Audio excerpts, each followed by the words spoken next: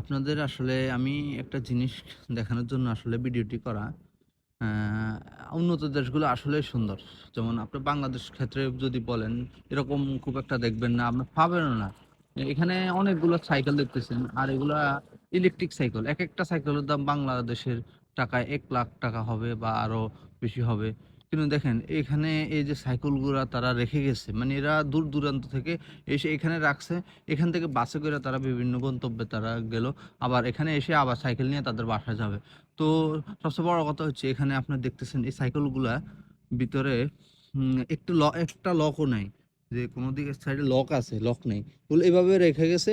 আর দেখুন এই সামনে তাদের যাবতীয় ব্যবহারের জিনিসগুলা, যেহেতু এখন ঠান্ডা পড়তেছে, গ্লাভস বা কানের হেডফোন নাকি এগুলা কি বলে? এগুলা সবকিছু তারা রেখে গেছে। দেখুন আপনার দেখানোর চেষ্টা করতেছি। আর একটা সাইকেলের ভিতরেও লক নেই। এভাবেও রেখে গেছে। আর এটা কি কখনো বাংলাদেশে হলে সম্ভব যে এই সাইকেলগুলো এখানে রেখে গেছে, এসে আবার এগুলো খুঁজে নিবে, পাবে? এটা কখনো সম্ভব না। আর দেখুন এখানে একেকটা দামি সাইকেল, কতগুলা সাইকেল তারা এখানে রেখে তারা তাদের গন্তব্য বা বিভিন্ন জায়গায় গেছিল।